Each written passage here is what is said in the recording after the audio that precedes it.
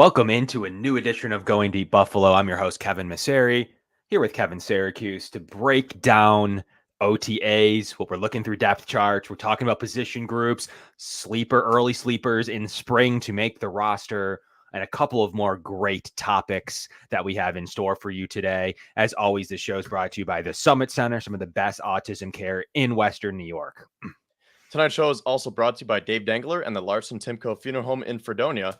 Larson-Timko Funeral Home offering 100% fully guaranteed price and pre-arranged funeral plans with live streaming available. You can give them a call at 679-9000 or visit their website at larsontimkofuneralhome.com. Kevin, how you doing today? I'm good, Kevin. I'm going to go back to the weekend because we haven't been live in 7 days, and I need to start off with the Bandits.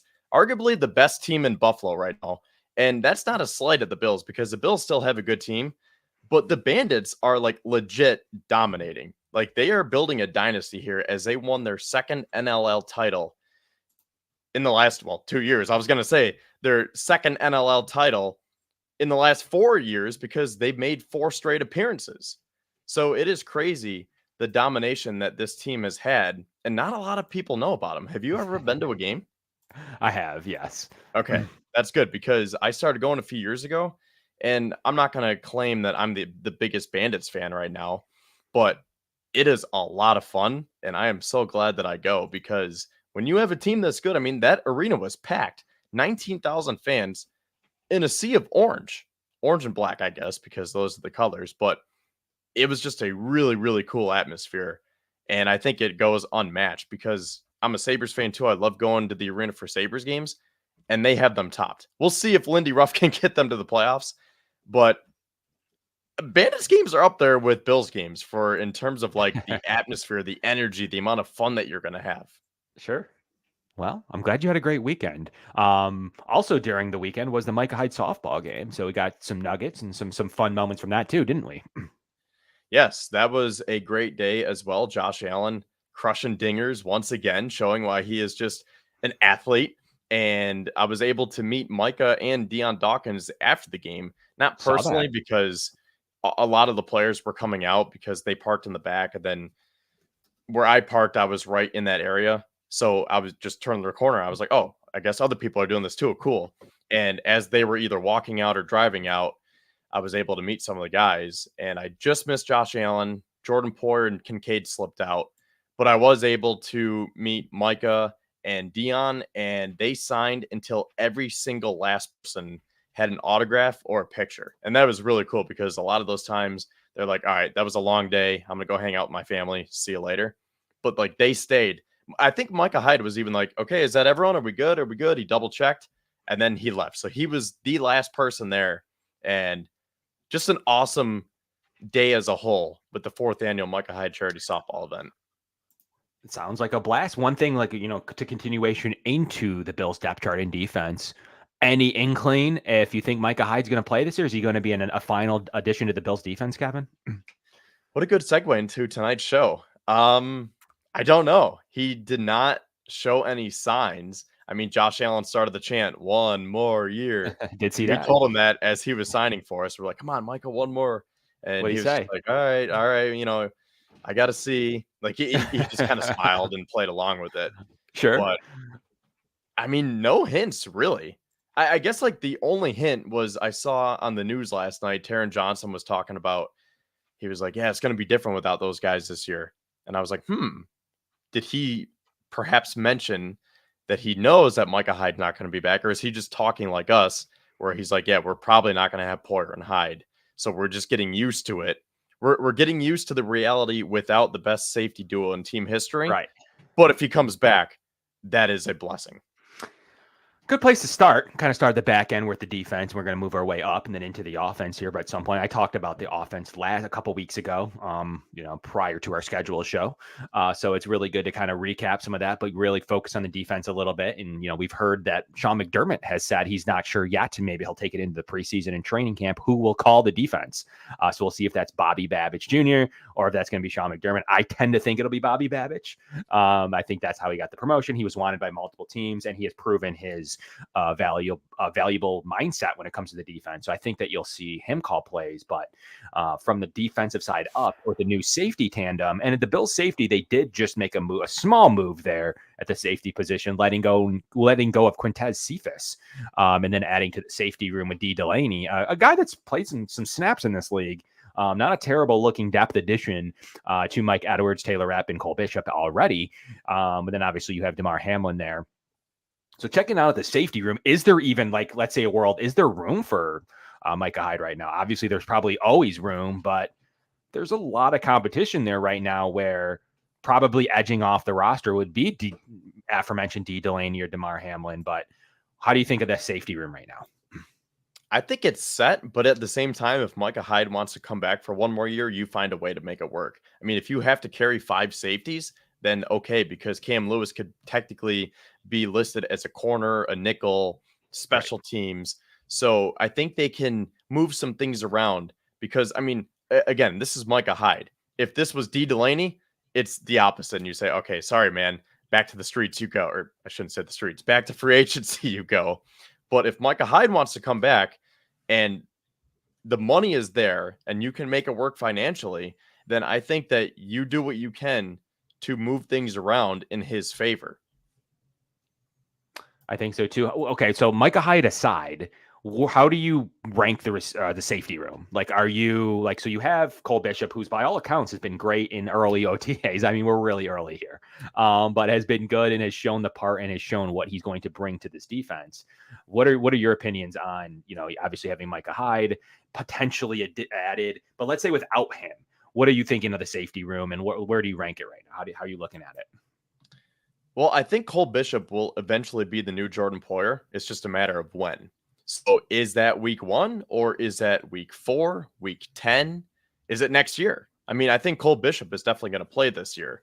So I think right now it's Mike Edwards as a starting free safety, Taylor Rapp as a starting strong safety, and whenever Cole Bishop is ready, he's going to demote Taylor Rapp. And remember, we talked about this months ago saying they paid Taylor Rapp like a safety 2, safety 3.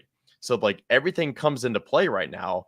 It comes full circle. And now you're starting to see why Brandon Beane signed him to that deal, because I think Taylor Rapp is the starting safety as of right now. But if Cole Bishop really shows up and shows out, then Taylor Rapp gets demoted to safety 3. But either way, I think they're going to have certain packages where all 3 of these guys will be playing. And I just want to mention real quick, Mike Edwards. Oh, there we go. Thank you, John. I was just going to say, without even reading the comment, Mike Edwards currently has a shoulder injury. So that's going to delay things a little bit. Yeah, so obviously you're probably going to see a lot of Cole Bishop and a lot of Taylor Rapp here without, obviously no Mike Edwards. And then obviously D. Delaney signing makes sense. And then obviously at the moment, no Micah Hyde. So there does seem to be like there is room in a way on the roster for Micah Hyde. Would he start? Micah? Yeah, Micah. Man, I think, right?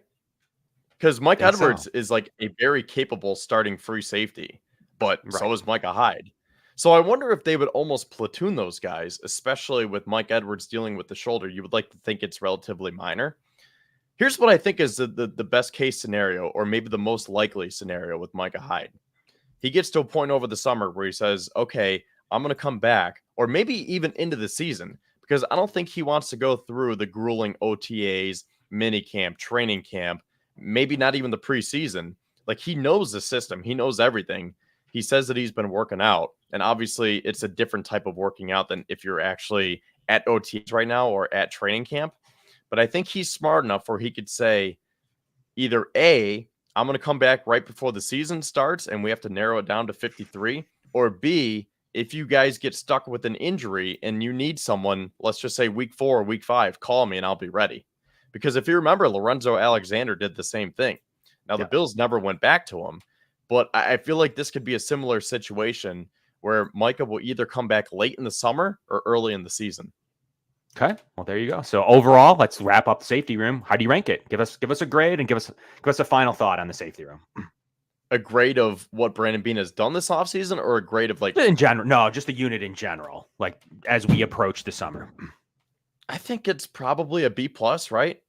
And the ability to turn into an A- with Cole Bishop. Like, I don't think that this is an all-pro room now. You lost Poyer and Hyde for the moment. you definitely lost Poyer. We'll see about Hyde, as we've been talking about for the first few minutes of the show. Right. So I think they got worse, but not that much worse, because I think Cole Bishop could be that good. And I think Mike Edwards is underrated as well.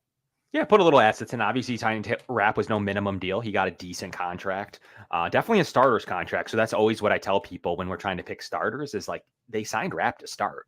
So we'll see how that all plays out. And then obviously, if Micah comes back, then really you're replacing Poyer with Mike Edwards. An addition of Mike Edwards and the addition of Cole Bishop. So we'll see how that turns out. Late career Poyer too, not prime All-Pro Poyer. Definitely good moments from Poyer, but I rank it about a B at this moment. And the Bills did spend some time and assets in the safety room. They clearly wanted to come out with Cole Bishop. Brandon Beane was willing to trade up for him, as seen in the Bills embedded. He was trying to make deal. He was trying to come up and get him. So they clearly weren't coming up to trade up into the second round to place him on the bench. So I honestly think that the unit is much, much improved in terms of how many assets they put into it. D. Delaney's not a bad backup. He's started some games in this league. So I think it's going to be a fairly decent unit. And obviously you have a couple of other extra backups that I think it's a deep unit. Like last year they ran into some issues, especially in and out of the lineup. But we'll see how the safety room plays out. But into corner in a room. One last thing. Yeah. Jordan Poyer did say on Sunday that the Buffalo Bills have the best quarterback in the league. He did while say that, being a member of the Miami Dolphins. Yep, causing some waves that way. And then as you get into corner, where the Bills didn't really do a lot except add a backup nickel, which was nice to have Terron's backup as well of a kick punt returner there in Hardy. But other than that, they went status quo at corner. What are some of your reactions where it's a pretty good unit from 3 tops 15 by advanced metrics in the cornerback room? PFF actually ranks them top 17. There's some SIS stats that rank all 3 Christian Benford, obviously Rasul Douglas, and Taron Johnson as a really good unit. Then behind them, you have young, promising still Kyer Elam right there, now taking the 4th corner role, which he deserves. And then Hardy as well there. And then you're going to obviously platoon with Cam Lewis. And I liked a little bit of what I saw from Jamarcus Ingram too. So what are your thoughts on corner? Maybe a room they could add a vet to, but I don't know. I mean, I think it's with the add of Hardy at the nickel. Obviously, we talked in the past about maybe a boundary corner. But like, what are your overall thoughts as we enter the summer with this corner room? I think this is definitely a solid room, but I'm still not satisfied because this is one position that I think needs an upgrade, because I don't think Jamarcus Ingram is cut out to be corner 4 right now. And I've been making this point right along, but the Bills essentially need to replace Trey White, the injured Trey White, not prime Trey White, but they need to replace White and Dane Jackson. They never replaced Dane. And Dane, say what you want about Dane, but he was definitely a role player. And I don't know if Ingram is ready for that. I think Ingram has his own role as that last corner on the active roster, maybe the first one on the practice squad. But I think they still need to find a running mate for Kyer Elam. And actually, I think I'm kind of like processing this as I'm talking out loud here. I think that would actually be good, not only for the team, but for Kyer Elam. Because if they can get a veteran corner with that June 1st money from Trey, I think he could use that veteran presence. Because if you have Russell, I almost said Russell Benford, but Rasul Douglas, who, by the way, is also not there with an injury, but Douglas and Benford, I mean, that is a great duo. But then if you have Kyer Elam and Ingram, those are 2 young and not as inexperienced. I mean, Kyer Elam has played some big games, some big moments in the playoffs. But I think if you get him a veteran, let's just say a 30-year-old vet who can kind of calm him down and say, hey, man, I got you. Let's go. I think that's what this room is missing. Think so too. I think ultimately, though, that Kyer's definitely going to take on. Don't forget, Rasul Douglas was the addition to Trey White last year after Trey went down. So that's kind of how I look at that one. And then I kind of look at Elam stepping into Dane Jackson's role. So really, you're filling in a filler Kyer Elam backup role, like really final boundary corner on the roster type of role. Because although it is technically boundary corner 4, that's still corner 5 to me. Because Taron Johnson's an every down starter. And like, I don't believe that player's active on game days, especially when you activate like Cam Lewis, who does a little bit of everything. And then you're obviously going to have Hardy active. He's a returner. So you're going to have a couple of guys in Hardy and Cam Lewis that are already active on game day. So this individual is not going to be active on dressed on game day. So maybe that's what the Bills are thinking. What they don't know how they would get this player even a jersey before an injury. So that's what's kind of interesting about the boundary corner. I think it's a solid position. I think we all forget about how good, truly good that this room is. Obviously last year it went off with it. I mean, they were missing their starting corners and starting linebackers in the playoffs. I mean, that was a huge problem. Like, you're just not going to win against the Chiefs, even though they put up a valiant effort and were winning for a majority of the game. You're just not going to beat an Andy Reid, Patrick Mahomes fourth quarter offense with backups. Like you got guys playing in there, and you got awful Dane. I mean, Dane Jackson ultimately was fine, but missed on a quarters coverage that Travis Kelce went in the back of the end zone was his coverage in a quarters position where Poyer tried to make up for it. So ultimately, I think that's having these corners, and I still rank it as a very high room. I got it as a solid A- because advanced statistics tell me the 3 starters are top 17 on a lot of advanced metrics, separation rate based on completion percentage, based on quarterback rating, based on average yards route ran, based on balls affected and passes defensed, like whatever metric, and then even PFS random grading. So whatever metric you want to pull and you like, the Bills are top 20, and I think even higher at all 3 spots. So I think that they're going to utilize, and then they have a young upstart guy who came in the playoffs and picked off an interception after looking bad on that drive, but ended the drive and was fine. So I think the Bills feel fairly decent as corner. But the big room they upgraded, Kevin, is the linebacker room. Like, to me, like, getting Matt Milano back isn't cheat code. But, obviously with the addition of Terrell Bernard not playing as well, so the Bills are just beat up. And a lot of these players are now going to be back. And you go into what they did behind the 2 starters as well, with Morrow, with Deion Jones, with Olafoshio. Like, I mean, there's still a really good battle to be had for some of these positions. You still have Dalen Spector. Like, talk to me about what you're feeling on the linebacker room. I'm really confident with this room because when they were down to AJ Klein coming out of his RV, I mean, that just kind of spoke on how thin they were last year in the playoffs. And I think that was the biggest reason why they lost to the Chiefs. Now, you could point to the Diggs drop, the missed field goal from Bass, the drop passes from Sherfield. But I think that was sneakily one of the biggest factors why the Bills lost, is because they had their 2 starting linebackers, like all pro linebackers, mind you, with Milano and Bernard sidelined with injuries. And I think if both of those guys were healthy, that would have been a completely different game, especially with Travis Kelce. I think so too. But like, look at the depth now. Like, how do you feel about the depth? Like, when you're talking about, do you think Morrow makes a team? Are you feeling good about Deion Jones? Are you liking Olafoshio? Like, those are guys that they didn't even have last year. And that's, I mean, obviously the starters aside, didn't have either of them. They didn't have pretty much every player, but really the injured Rasul Douglas. Everybody else was out of that game. From these units that we're talking about, like, obviously Rasul Douglas was hurt, but no Christian Benford, obviously no Trey White, no Terrell Bernard, no Matt Milano. It just wasn't a fairly effective unit. It was too beat up. Obviously signing undrafted free agent Joel Andressen from UB. So there's definitely going to be some battle here. And then, neither of us talked about Dorian Williams, a 3rd round pick where Bernard took a major step. Can Dorian Williams take that same step? It's a good unit. I actually like this linebacker unit. Yeah, I really like it. I would actually grade it either an A- or an A. Like, I am very high in this room. Would I go as far as an A+? With it healthy.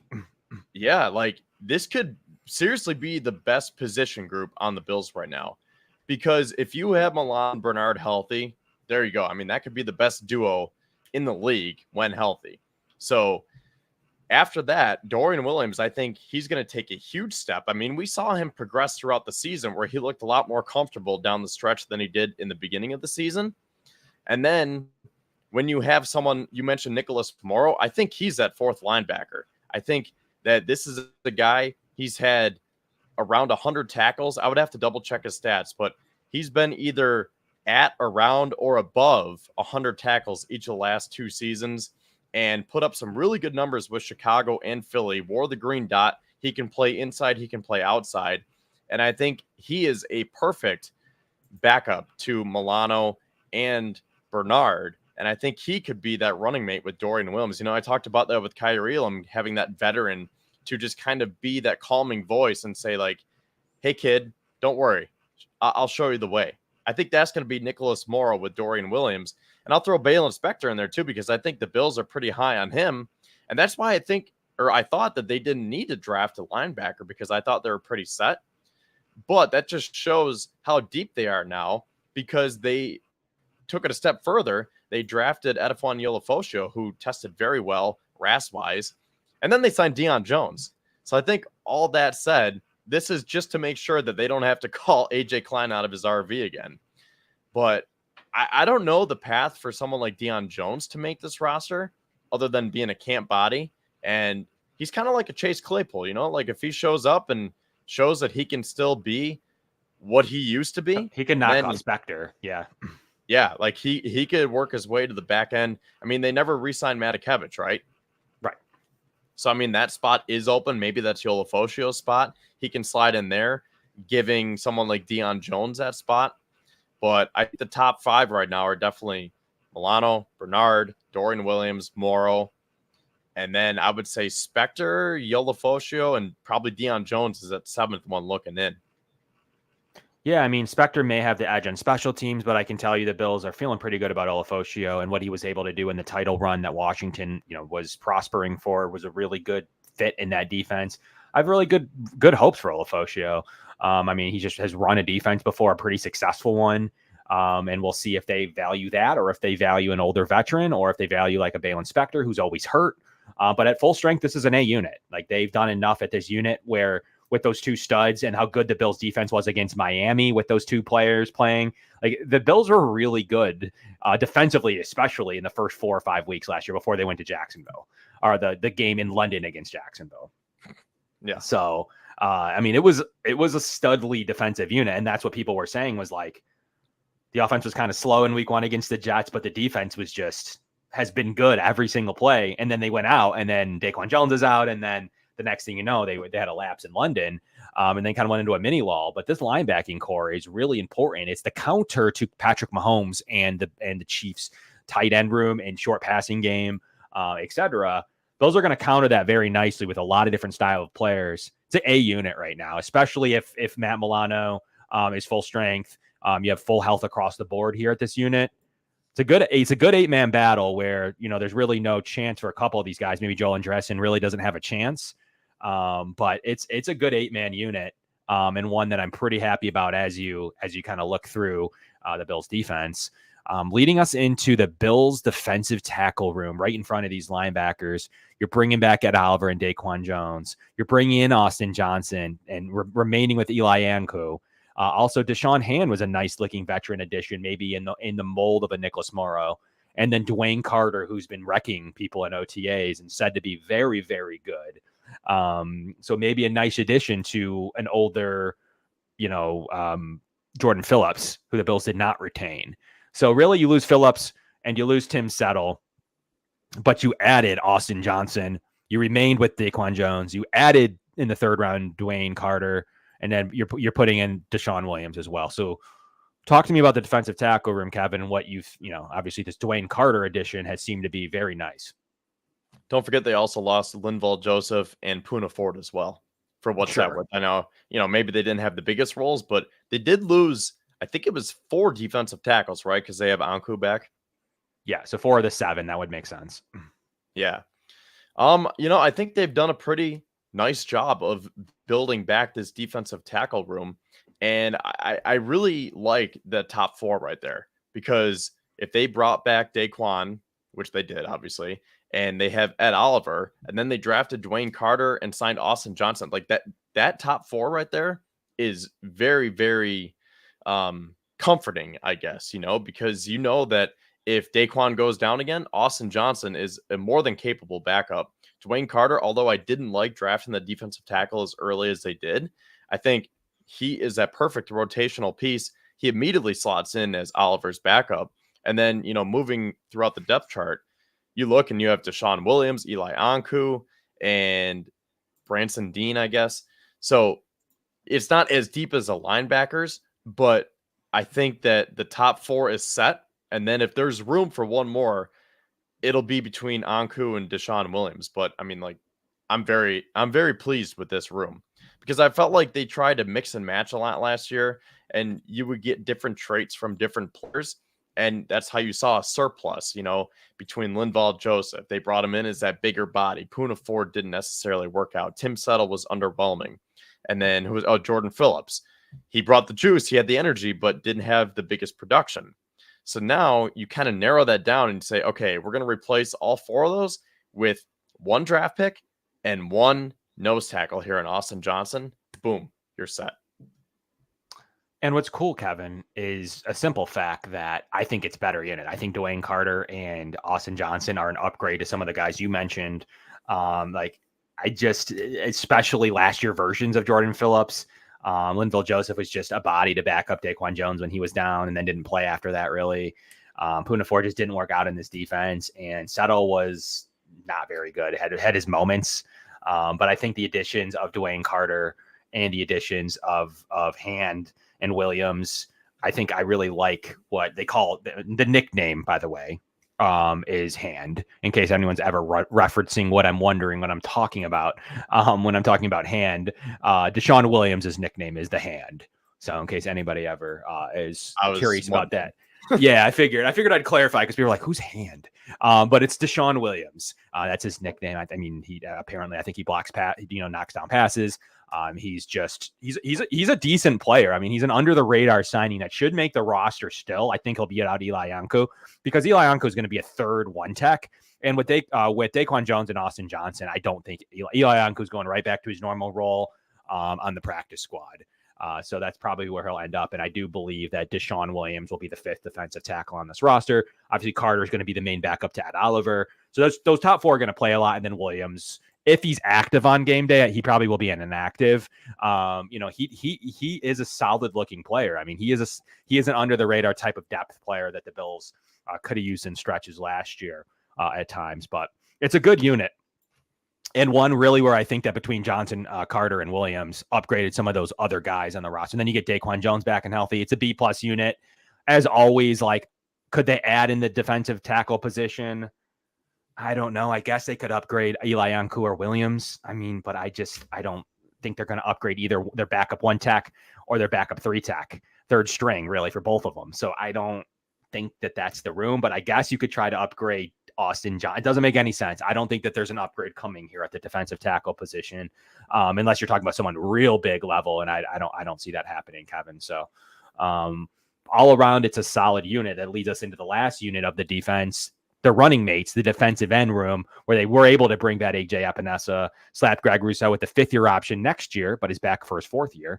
Signed Dwayne Smoot, an under the rating type of signing, didn't give him minimum money, gave him money to be the 4th defensive end, and obviously Von Miller restructuring his contract. Drafted Javon Solomon, the sack leader in all of college football last year, which is going to be a nice looking player in training camp. I'm looking to see how he does, bringing back Kingsley Jonathan, Cameron Klein, and then Casey Toole, a guy that's, between, kind of took that Shaq Lawson role probably as the 5th defensive end at the moment. I mean, there's a lot of players there that could be talented. There are. And this is the other position where I think that the Bills could say, we have some extra money.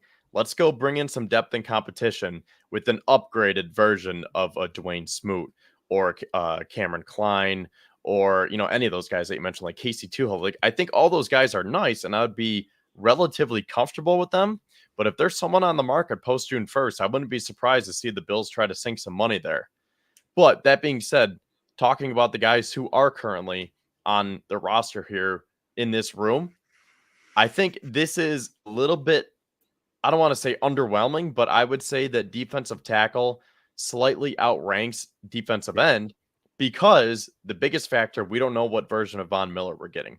If Von Miller is back to at least 10 sacks, I'm not saying this guy has to put up 15 or 20 sacks, but if Von Miller shows us what he did in 2022 when he was on pace to have double-digit sacks at least, I think this room is at least a B+. But if he is going through the motions like we saw towards the end of last year when he came back, then that is a sign that maybe you should go get someone like, maybe not a Leonard Floyd because that was pretty pricey, but someone like that post June 1st. But outside of Vaughn, I mean, I do love that they were able to bring back AJ Epinesa, Greg Rousseau, like you said, playing on the option. Smoot, I think that's underrated. Same with Casey Toohill. I think that's an upgraded version of Shaq Lawson. So I like the motors on those guys. And, someone like, where is he on here? Oh, and Javon Solomon too. See, like they do Sack have leader the in college pieces. football last year. Yeah, the leading sack artist in all of FBS. So that just shows, as I'm going through the depth chart here, the names keep coming, and you're like, oh yeah, I forgot they have this guy too, Kingsley Jonathan. So they have the pieces. It's just, do they have the talent? See, it's kind of different with defensive end and defensive tackle, where they took those 4 players and turned them into 2 upgraded players, right? Now you get rid of a couple of defensive ends and you're replacing them with a bunch of guys with upside. So it's a bit of a different approach on the edge as it is on the interior. So this one's a little bit interesting to me. What do you think about that assessment? I think you're good on with the assessment. It really does depend on what version of Von Miller you have. Dwayne Smoot, I mean, is a fair. I mean, here's what you're trying to do, right? You're trying to replace Leonard Floyd with a version of Von Miller. I guess he was back for most of the year, but let's leave Von out of it for a moment. You're trying to replace him with Dwayne Smoot, Javon Solomon, and Casey Toohill. Kingsley Jonathan was also on the roster last year, so you're really looking to replace him with those 3. Can they do it? I don't know. It depends what version of Solomon you get coming in as a sack artist. Dwayne Smoot has always been effective in this league. He is a lower end signing, but he is definitely on the roster and a guy that they targeted right after the draft. And then Casey Toohill kind of probably taking that Shaq Lawson role. But what version of Solomon and Smoot can you get? Because those are the 2 Leonard Floyd replacements at the moment. So it's going to be a tight battle to see if they add here. But I just think with the names there, I mean, you got a lot of young talent. You're bringing back Jonathan and Klein to kind of fight for a reserve role. You're bringing in Toohill to take place of Shaq Lawson.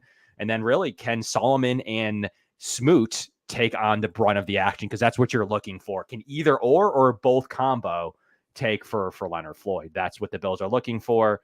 And I think the Bills are fairly confident in their defensive unit. They obviously added Cole Bishop, Dwayne Carter, Javon Solomon, Olafoshio, and Hardy at the nickel/returner spot, where they did influx some talent here defensively. Obviously made all the safety moves, talked about the linebacker upgrades and re-signing of some players. The Bills are probably feeling pretty good about the defensive unit in general. And I'm not sure 100% that there's a move to come in the defensive unit in general. Well, I was looking at the depth chart while you were talking, and it is basically the exact opposite from defensive end to defensive tackle, where the Bills lost 4 defensive tackles and they replaced them with 2. And we think that it's an upgraded version with those 2. With defensive end, they lost 2 and they brought in 4.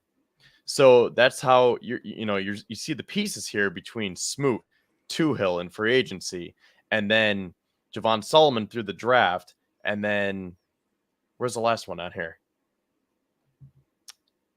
Did I say 4? Yeah. Toohill, Solomon, and Smoot. Yeah. Okay. Maybe it was just 3 then. Yeah. But still, you see how this is kind of coming into form here. So can they get enough pieces to add up to the entirety of what you know what I mean? Yeah. Can you get enough production from those 4 players to add up to what you lost from those 2, essentially? And Leonard Floyd had 10 sacks last year? Yep. And that was the first Bill since Lorenzo Alexander to have double-digit sacks. Right. So we'll see. Yeah. I mean, ultimately, can Solomon and can Smoot hold down the fort? I mean, I don't know. There's going to be Casey Toohill versus Shaq Lawson's probably a pretty even swap. So we're going to see if Javon Solomon's a big role in this defense. One that Bill said they were at the top of their draft board at the moment that they selected. So they're hoping for big things from the 5th round pick sack leader, who they feel probably can still get after the quarterback and make things happen from the defensive line position. So it's going to be a fun position to track. We'll see if they do any additions to this defense at all with the June 1st money coming in exactly 10 days. So that should be fun. But I know we spent a lot of time talking about offense, or at least I did a couple of weeks ago, but we'll revisit it for the, with some time that we have left, Kevin. Obviously at the top, you have the quarterback room with Alan Trubisky and Shane Buechele. nothing really needed to be done there. They traded out, obviously swapped out Kyle Allen for Mitchell Trubisky. Probably all in all a true upgrade there, and then bringing back Allen and Buechele to be the third quarterback, who the Bills feel pretty confident in Buechele. So ultimately, when you have a room with Josh Allen in it, it's just an A+ room. Pretty much, yeah. I mean, I think Trubisky is an upgrade over Kyle Allen, because I was scared that if Josh, God forbid, he got hurt last year, I was like, are they really going to roll with Kyle Allen? Like, if Josh had to miss an extended amount of time, was Kyle Allen going to be able to, because I take it by sections. So if Josh missed a quarter of the season, so 4 games, can you get Kyle Allen to bring you to a 3-1 record? No. I don't know. No, not last year's team, especially. I don't think so. Like, I feel like Kyle Allen would have a 1-3 record. Trubisky can get a 2-2 record, maybe 3-1 if you have the right pieces around him. So I think looking at it that way, it is an upgrade. For sure. Not going to spend too much time on quarterback. I would have liked them. Last note here, I would have liked the Bills to. I'm still thinking like they need to draft a cost-controlled backup like quarterback. I think that's coming next year, maybe.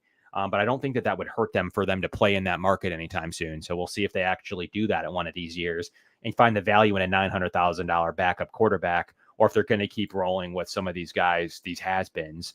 But leading into their running back room, James Cook's obviously returning and Ty Johnson are. So the Bills probably at the best 2 running backs on the roster last year, losing Damian Harris, who retired with that scary injury, as well as Latavius Murray, but probably made a big addition there with Ray Davis. Darrington Evans is back. He was on the practice squad. He had a pretty good preseason last year for the Bills.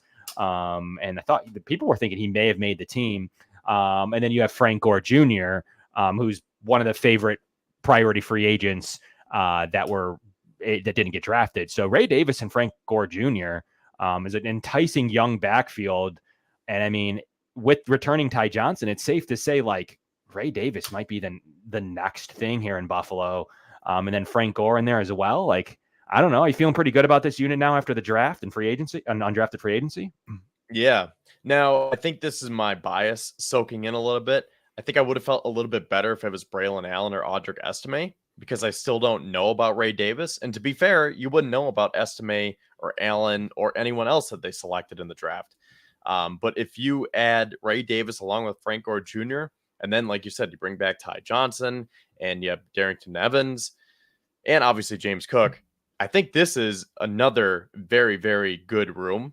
I'll put it up there with the linebackers as one of the best rooms on this team. Yep. And don't forget, the Bills actually had the choice of Braylon Allen, Audric Estime, guys they did a lot of work on, as well as Isaac Guriendo, 3 really hot names that the Bills chose. Ray Davis over all 3 of them, who went, Guriendo went 129 to San Francisco, Braylon Allen went 134 to the Jets, and Audric Estime went 147 to the Broncos. So the Bills felt pretty good that the running back run was started, especially with 1 pick above them. Went Will Shipley. So they continued the running back room, but they had their pretty much choice, and they did select Ray Davis. So it leaves me comfortable with what he's able to do as a pass catcher and what he's able to do on this roster. The one we'll never know about, and they did a lot of work into him as well, was Jalen Wright. So I think when Jalen Wright went off the board, and then Will Shipley went off the board, the Bills really felt like this was the time to make their selection, and they did have Ray Davis clearly above the other names. And until proven otherwise, they've been pretty good at drafting running backs, including Zach Moss, who, is now since he's lead back, and played pretty well. So the Bills were kind of right on their evaluation, and Devin Singletary is always a solid player. James Cook's obviously developed into a top 10 back. I'm going to trust them that they know what they're looking for. And Frank Gore Jr., I do think pushes his way, and we'll see if he makes the roster, but that's my early season free agent prediction, is that Frank Gore Jr. will make the roster. I think he'll be a fan favorite all preseason, into preseason games, and will force the Bills' hand to keep him as their last running back option. So we'll see how that bowl prediction turns out come September 1st when cuts are due. Leading into the tight end. About this room is I'm not going to spend too much time on it because I've talked about this the last couple of weeks, but with the philosophical changes that we're seeing here, you might see an easier path for someone like Frank Gore Jr. to make this roster, because I think Joe Brady wants to run the ball more than Ken Dorsey did. And I think this is going to be a well-balanced offense, and they're going to use that running game to set up the passing game. So they might keep extra running backs or extra tight ends, extra offensive linemen for that reason. They could. And the Bills may not want to, if he has a good preseason. If he doesn't, then he's not going to make the roster and they're going to put him on his practice squad. But if he does, they're not going to want to expose him to waivers because those guys get cleaned up as third running back. So the Bills may have to roster him. It's definitely going to be interesting. And obviously Ty Johnson's got the upper hand track to a job, but we'll have to see how, June into July into August into, all of training camp play out for this running back room. But I think Frank Gore Jr. is going to make a push for the roster. And then obviously as you turn to the tight end room, Dalton Kincaid, Dawson Knox, Quentin Morris, Trey McKitty, Zach Davidson, and then I guess whichever room you want to consider Reggie Gilliam in. A+ room to me. Yeah, I might have to put tight end above running back here, but it is close. But this is definitely one of the top rooms on this roster right now because Kincaid and Knox, I mean, that's enough right there. And then, like you said, you still have those other guys to supplement it. And if they're going to be running 12 personnel again, you get year number 2 of Dalton Kincaid, and maybe we'll have this conversation on a different show, but I'll say this right now. I think the offense starts with Kincaid this year, and he's going to lead them in targets. Okay. I mean, it's not crazy. And I think that Dawson Knox is going to have a great year. He keeps taking pay cuts. He's not paid that much. He's a really solid running mate. Obviously people like Quentin Morris, and we'll see if Trey McKitty, who has shown some flashes, what he can do as the 4th tight end. But and then obviously you throw in Reggie Gilliam, who's a really great fullback, move back, can play a little bit of everything.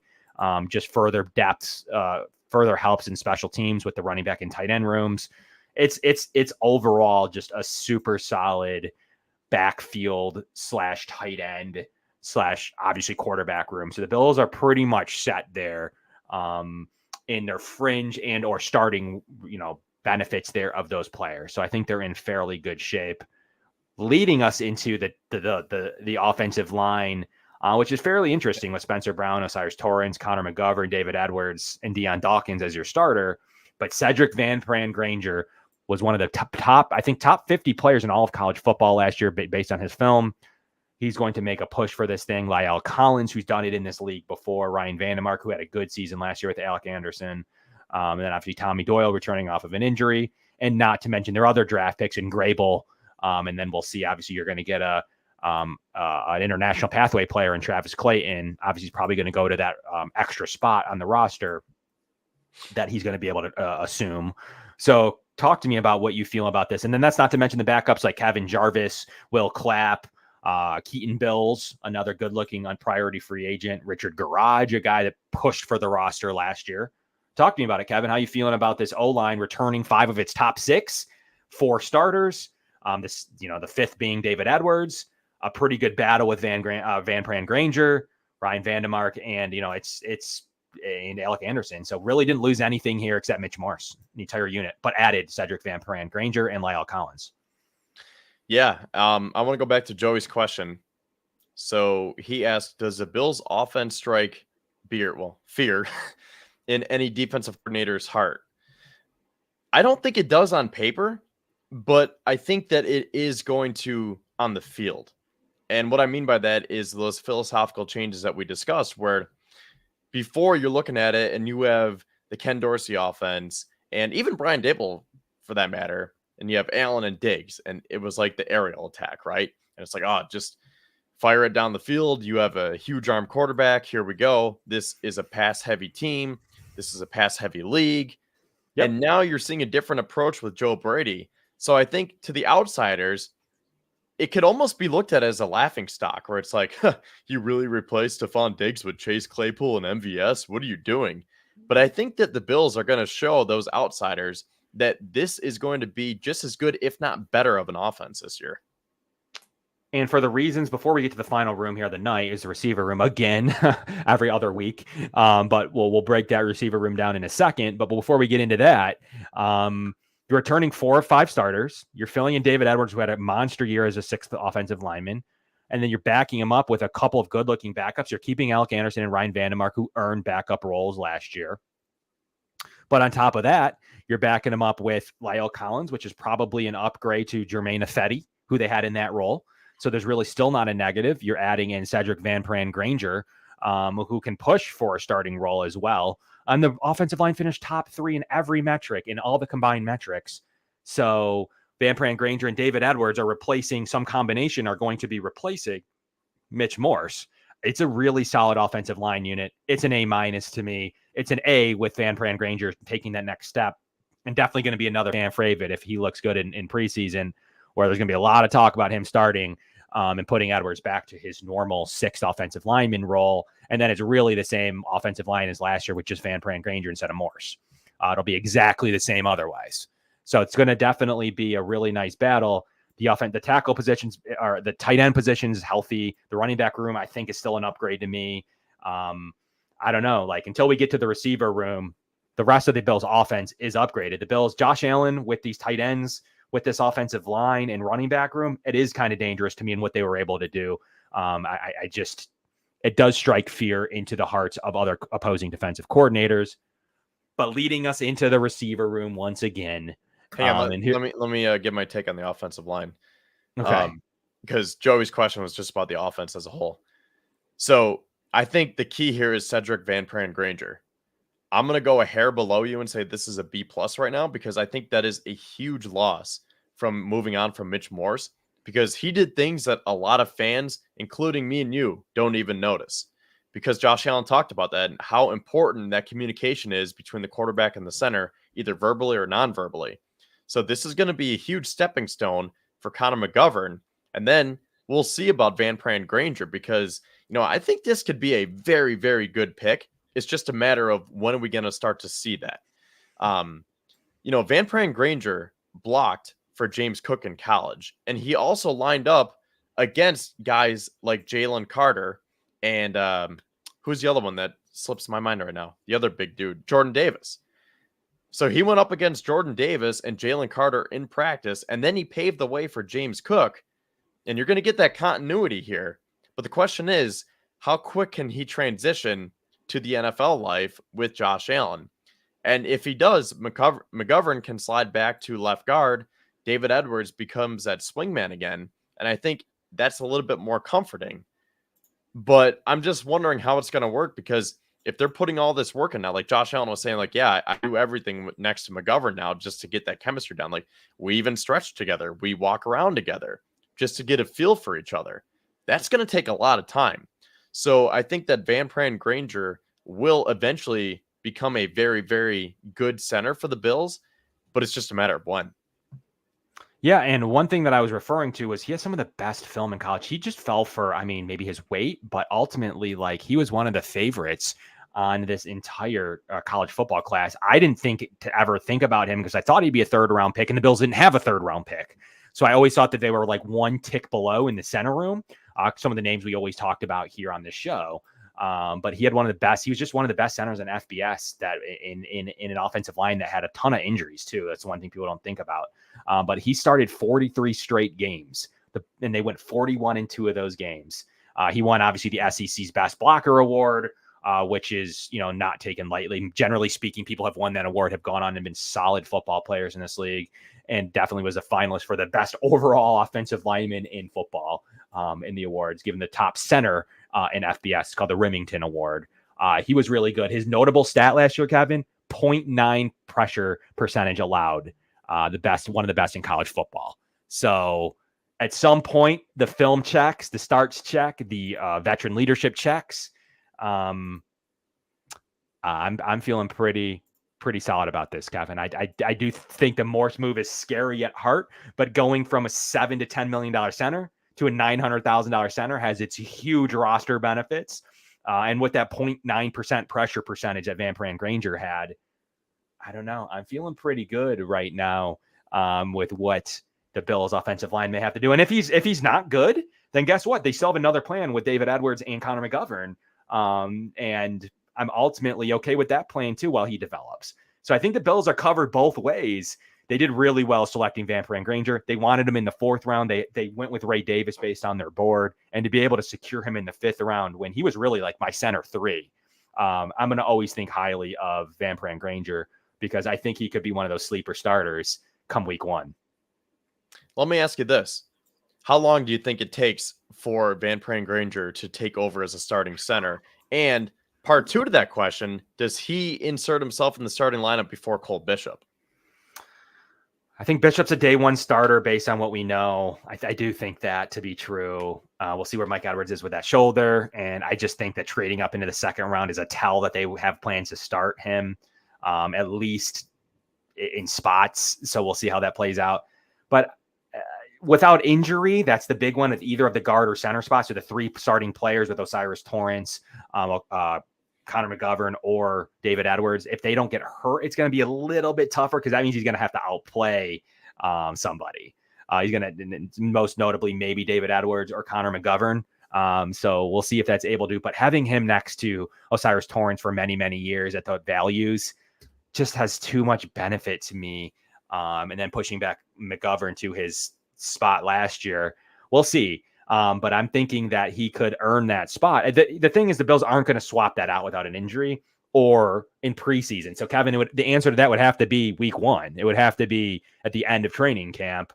Or I don't think them going to make an in-season move to bench one of those three guys who have been established on this offensive line at least over a year for all of them. So I think it's either one of those things where it's maybe next year, but if it happens, it's happening preseason week 3. Yeah, I think that makes sense. It's either you get to the end of the summer and you say, well, this guy's really good. We need to start him week 1. He could be. And then you push McGovern back to left guard. And like I said, David Edwards becomes that swingman again. Or you get to the end of the year and you say, okay, he kind of had his redshirt season. And now starting next year, we're going to push McGovern back to guard and we'll put Van Pran Granger in at center. So I think it all comes down to how quickly can he adjust to the NFL life and how quickly can he get that communication down with Josh Allen. Yeah, something to monitor at the offensive line position. I just wanted to bring up John's comment too about Vandemark being embarrassed by Solomon. I mean, not good for Vandemark, but back to the Solomon factor, maybe this rookie class will hit it. And if that Solomon move works, the Bills got younger, cheaper, and better at every single position. So we'll see. They're not all going to hit, but the Rams certainly thought that Rams team was down and out. But what they were able to hit on in the draft, I think was like 8 out of 11 picks they had, very similar to the Bills, could be a big draft class for the Bills. And there's a lot of high-ranked players that could Solomon, Olfocio, Van Pran Granger, Ray Davis, Cole Bishop, and then into our final room, the receiver room, and one that we talk about all the time, and we'll bring it up, next final 10 minutes of the show. But let's let you start with this one. The receiver room, it good and well. We saw great plays from Chase Claypool already. Is he going to make a push over Justin Shorter? Obviously, you have the starters right now, which would assume to be Khalil Shakir, would assume to be Curtis Samuel and Keon Coleman, which is a solid starting 3 in the first place. But adding an MVS, Chase Claypool, Mac Hollins, and then the battle of Justin Shorter, KJ Hamler, Shavers.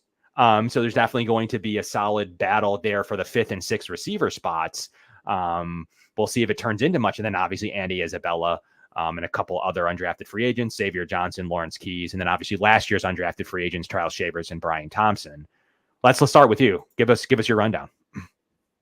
I think, again, this is not going to wow anyone on paper because to the outsiders looking in, like, let's take a Bengals fan, for example, and you say, you guys are really going to try to beat the Chiefs with Chase Claypool and MVS. But I think if you actually look at it and see what Joe Brady's trying to do, I think this is a perfect combination of players. And I talked about this last week, how MVS was kind of like that selling point to me, where he was the final piece. He's a field stretcher because you have those speedy, shifty guys to work underneath. You have the big-bodied wide receivers who can help in the run blocking game. They can make the tough contested catch, or in Keon Coleman's case, he can go down the boundary, red zone target, everything under that sort right there. And now MVS was kind of the final piece. So as much as we've been saying, oh, who could the Bills go sign or trade for after Trey White's money comes in on June 1st, which is quickly approaching. I'm just realizing time's flying here. I really think this room is set. Like, I don't think there's one more move. I mean, you might see someone like a D. Delaney of that sort, just a bottom tier guy like Quintez Cephas. He got released. Maybe they replace him with someone else. But I really think that MVS might have been the conclusion here to the offseason of the Bills wide receiver room. And one last thing I'll say is I really don't want to get into ranking them because I think Kincaid is essentially wide receiver 1 in terms of targets. So I don't want to say that Curtis Samuel's wide receiver 1 right now or Keon Coleman's wide receiver 1. Like I just think it's going to be a wide receiver by committee approach, and I think I like what they're doing. I think so too. I think we're going to keep, just for this purpose of this discussion on this show tonight, we'll keep Kincaid in the tight end room because we both gave it like an A. Kind of an A room. So it can't unfairly double dip into this room, but you're right. I mean, ultimately, like we're missing the running back weapons, what Ray Davis can do in the passing game, Dawson Knox, Dalton Kincaid, James Cook can do in the passing game as well. If he cleans up those drops, especially. So there's a lot going on, and fringe help. Can Frank Gore help in that Frank Gore Jr. help in that regards? There's definitely some fringe players not included in this discussion for sure, especially with the Joe Brady offense. But yeah, you're right. I mean, people at face value are going to say MVS, Mac Hollins, Chase Claypool. Yeah, sure. But those are our 4th, 5th, and 6th receivers. So no, our plan is not to beat the Chiefs with our 4th, 5th, and 6th receivers. But I will say that 4th, 5th, and 6th was definitely better than last year when there were some injury problems and some production concerns at the receiver position, where Trent Sherfield was a catastrophe filling in for Gabe Davis. Hardy couldn't get anything going. So the Bills upgraded all of those backup spots, and sure, they let Stephon Diggs for Keon Coleman kind of swap go. And sure, he's not going to be as good as Stephon Diggs day one, but I'd argue the rest of the unit is upgraded. So that's really where it comes down. How much of a downgrade from Diggs is Keon Coleman? We'll see. At least last year's Stephon Diggs. And then factoring that downgrade, how much of an upgrade then is this year's Khalil Shakir, this year's Curtis Samuel, and then obviously Mac Hollins, MVS, Chase Claypool, Justin Short, or whoever? How much of an upgrade will they be over the fringe players last year that the Bills, just couldn't get going? Like they just really didn't have anybody after Gabe Davis until they developed Khalil Shakir, who's back. But there just really wasn't anyone there. And that was a major problem on this Bills offense. But now if Chase Claypool's back and bodying people like he's able to do, it's going to be interesting to see if he goes higher than just the 6th receiver on this roster. And MVS and Josh Allen just seem to have some natural connection, which is why I'm assuming that deal got done. Something about his game and their connection with Josh Allen is enticing to the Bills and Josh.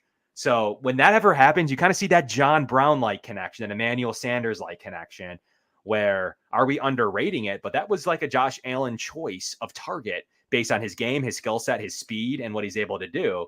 So MVS at face value may not be impressive, but the way that he's able to go with Josh Allen and then Chase Claypool, what he's already looking good, and then whatever they're going to do is shorter. I don't know, man. I just think that they're upgrading every other spot at the receiver room minus the downgrade at receiver 1 for the moment between last year Diggs and this year Keon Coleman. Will that end up evening out? Maybe, maybe not. But the rest of the room is upgraded. Yeah, I would agree with that. So in terms of ranking this wide receiver room and trying to put numbers on them, would you have Keon Coleman as wide receiver 1? Because originally... So. Yeah, originally I was thinking that was a Gabe Davis replacement, but then you say, well, technically Claypool and MVS were the Gabe Davis replacements. So that kind of knocks up Keon Coleman. So then you say, is Keon Coleman wide receiver 1, or is he wide receiver 2, Curtis Samuel's wide receiver 1? But then if you put Keon Coleman down to wide receiver 2, then you're going back to the Gabe Davis replacement. And in that case, it should be MVS and Claypool. But I have those guys as wide receivers 4, 5, and 6. So that's why it gets so convoluted, and I don't know how to rank these guys. So I guess for the sake of this conversation, are we putting Keon Coleman at wide receiver 1? And then does Samuel go to 2? And then Shakir 3? I think so. I think for purposes of at least of this discussion, I think that you have Keon Coleman and his body type and what he's doing as receiver 1. Yeah, I just wouldn't consider Shakir's going to make a nice upgrade.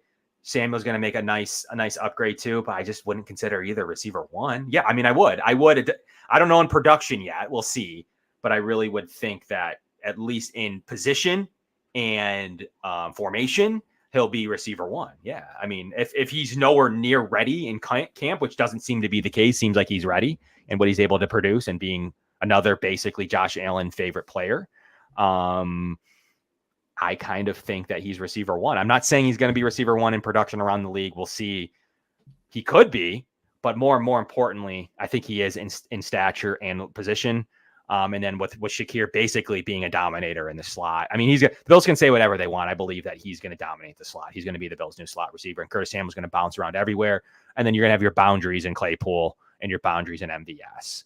So, I mean, the unit itself is much upgraded, Kevin. I don't care what anyone says. You are going to take a hit from Diggs to Coleman. I mean, just a year one hit.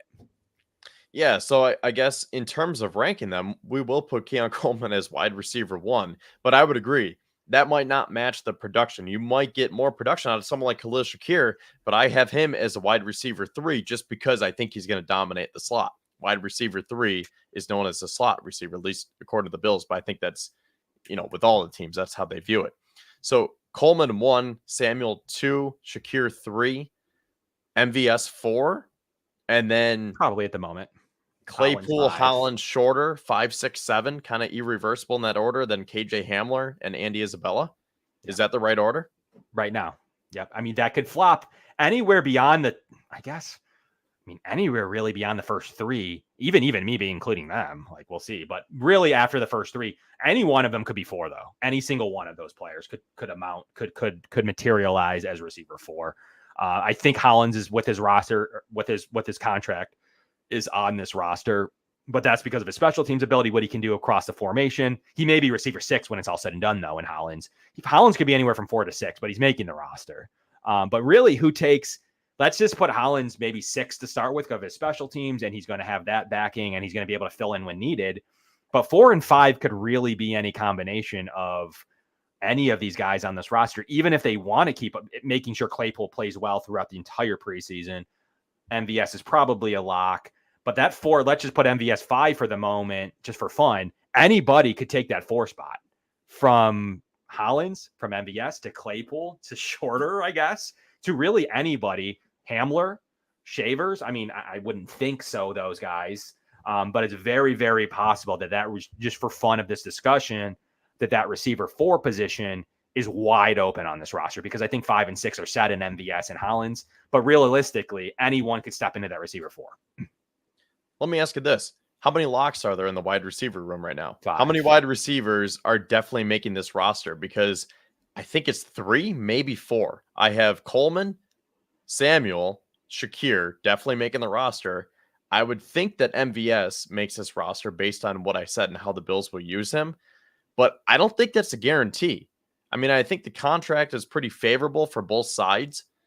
So I think I would cap it off at Shakir as wide receiver 3 and say the rest is kind of unknown. I would think that MVS makes it. And then after that, I mean, I would think that Mac Hollins makes it. But if Claypool really impresses, there's still Justin Shorter. I'm very high on him. Man, I mean, so how many locks do you have? I have 5. I think the contracts of MVS is like, he'd have to really stink, which the Bills, I guess, would have an out, but they paid him a signing bonus. It wouldn't feel good. Really, they would take a pretty solid hit. It's not a lock, but I have it close to one. And Mac Hollins' contract, too, would kind of hurt. So he's on the roster for special teams. Even if he stinks, he's on the roster for special teams. He is making the roster. So I have 5. But you could argue me into 4, but Hollins is the 4th. He's making the roster. He's making a lot of money to play special teams. So I have 5 on the roster. The 6th is completely open if they even keep one. Last year they didn't. They just IR Justin Shorter and didn't keep a 6th. Could Brady go with that mindset though? I think someone's going to have to play their way onto the roster. But I have 5 with one opening right now with the heads up. Really Claypool versus Shorter for the final 6 spot, but Hamler could work his way, and I don't think Isabella or Shavers will. But I think it's really Shorter versus Claypool for the 6th and final spot on the Bills, maybe on the roster, but on the Bills receiving core.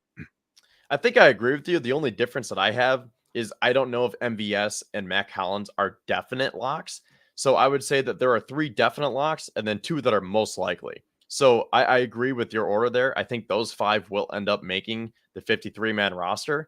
But I just don't think that it's guaranteed. Like if MVS really does not look good, or if Mac Hollins just really underwhelms, then maybe the Bills would take a little bit of a hit contractually. But I mean, we've seen them get. They're paying Stephon Diggs, or Stephon Diggs is counting for $28 million against their cap this year. So we've seen them do some crazy things for them to get out of these contracts. But I would agree. Then the last receiver position is going to be between Justin Shorter, Chase Claypool, Andy Isabella, KJ Hamler, Tyrell Shavers, any of those guys. Yeah, I think the difference is like when they cut, let's like use OJ Howard as an example. They were in a little bit different of a financial situation. So if you cut MVS and Hollins, so Hollins is going to cost you a fair amount of money. He's making $2.4 million, majority of it guaranteed. It's a lot of money to cut him. He'd have to, and then you're signing him for special teams anyways. He'd have to be an abomination on special teams to not make this roster and not produce anything on offense. I consider him to be a lock, but anything's possible if he's really poor, has an injury, doesn't play all offseason. The Bulls probably IR him in that case. They have to pay him anyways. So then to cut him, you lose that, obviously that 2.4. But guess what you have to do as well? You have to roster another receiver. So let's say Shavers makes it over him. You then got to pay another $800K to cut him up on top of the dead cap hit. And the Bills just, anything's possible. But the way that Hollins specifically is contract structured, I really don't see him getting cut. Like financially, the Bills basically said, even if you stink, we're playing you at special teams. So at least you'll have some value to us. And in the hopes that you're at least able to produce on offense. So I think that's kind of where I'm at with him and his contract. But yeah, sure. Like, dude, they'll cut him if he sucks. Like, and they just can't use a roster spot. And they just say Claypool and Shorter outplay him. Like, it is what it is. Like, I don't think the Bills are going to care, but it does sting to cut Mac Hollins. And whether you care or not, that's, I think, not you, but in general, like, if you care or not, like, it would have hurt the Bills a lot, to the tune of a good chunk of change to make a swap with Hollins and somebody else. And it'd have to be somebody that's like really good, either in the preseason or someone they acquire. Then I could see it being a little bit different. But that's kind of where I sit with it. But you're right. Like, no one's truly a lock other than those three. Like, those three are stone cold 100% locks. Pairing something crazy like a trade, like for a high-end receiver, because maybe that team like would want Justin Jefferson, would want Shakir or something. But outside of something absolutely insane, those are the three locks. But I do have those two as like 99.5% locks. And then I have the true battle of Claypool for Shorter for that final position. I don't think they're going to want to roster another slot in Isabella.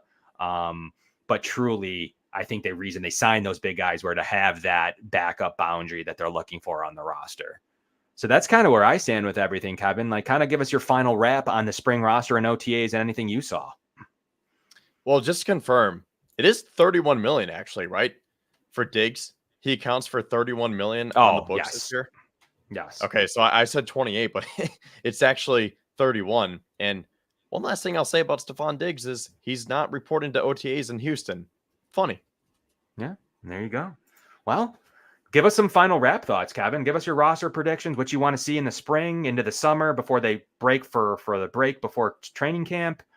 Give us your final prediction, your final roster thoughts, and how you're going to approach this thing as we reach into the summer. Let's see. Well, I think we're going to use this time to remind you guys to make sure you smash that like and subscribe button. Not sure if we said that tonight, but make sure that you continue to do that, as well as the other content that we come out with. As you know, we try to get a 10 to 15 minute clip every week and, share that with you guys the following day as well to highlight our shows here. So thank you again to our viewers and our sponsors. I think the last thing that I was going to say was something that I already asked you about, who starts first with Van Pran Granger or Cole Bishop. So we'll stay away from that. I guess my final thoughts here are just, it's going to be fun to watch the competitions here, because I think there's going to be a lot of internal competitions. When we titled the show tonight, we talked about the different player and position battles. And I think that as much as we're talking about the different positions, there's going to be a lot of players battling one another. And I think competition brings out the best, because for the last few years, you knew that Stephon Diggs and Gabe Davis were the top two wide receivers on the Bills. Now, to our point a few minutes ago, it's hard to rank this wide receiver room. So that's why I think this is a good ending point right here, because I did want to talk about Chase Claypool. I think he's a perfect example for this. you're going to get the best version of Chase Claypool because he doesn't have Stephon Diggs looming over, because he would say, well, they're just going to feed the offense through Diggs. Now, that kind of enlightens the mood for Claypool, and he says, you know what? There is no clear-cut wide receiver one. I want to go regain what I once had my first year with Big Ben in Pittsburgh, or maybe coming out of Notre Dame. And I think you're going to see guys like that step up, and that's going to make Sean McDermott and Brandon Bean's job that much harder when you're trying to figure out the 53-man roster, because I saw people talking in the comments saying, how are they going to keep 6 receivers? Are they going to keep 5 like last year? They're going to keep 6. A couple years ago, they had 7. I'm going to go right in the middle and say they're probably going to keep 6, because I don't think this is going to be that much of a pass-heavy approach. But I think, you don't want to spread yourself too thin, only having 5 wide receivers. But it's going to come down to a numbers game. And to my point earlier, if Frank Gore Jr. is really impressing, then they might keep him over someone like a Justin Shorter.